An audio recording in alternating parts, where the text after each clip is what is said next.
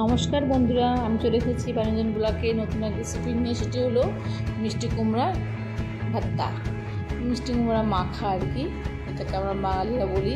তো আমি আজ মিষ্টি কুমড়াকে সিদ্ধ করে নিয়ে মাখবো গরম গরম ভাতে খাওয়ার জন্য। তো তার জন্য আমি মশলা নিয়েছি হলো পেঁয়াজ, রসুন, লঙ্কা। এগুলো কড়াই গরম করে তেলটা গরম করে দিলাম। তারপর একটু মশলাগুলোকে ভেজে নেবো। প্রথমে শুকনো লঙ্কা,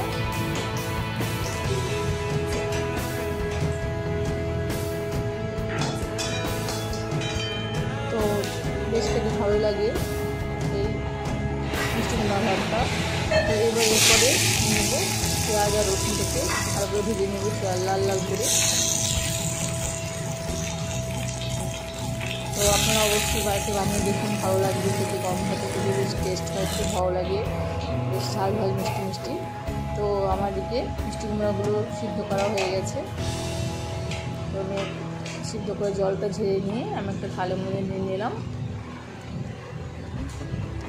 এরপর যে মশলাগুলো আছে, যে নিয়েছে শুকনো লঙ্কা ভাজা, পেঁয়াজ রসুন ভাজা, তার সঙ্গে যে কড়াইতে তেলটা আছে, গরম তেল, লবণ, পরিমাণ মতন লবণ,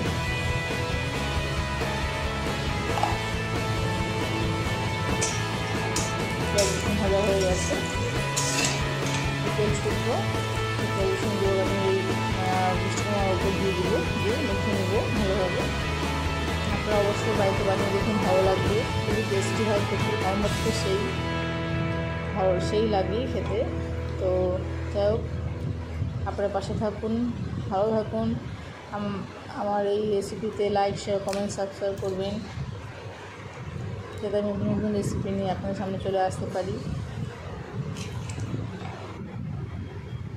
দেখুন, দেখতে খুব লোভনীয় একটা রেসিপি, খেতে বেশ ভালোই লাগে। আপনারা অবশ্যই বাড়িতে বানিয়ে দেখুন। টাটা।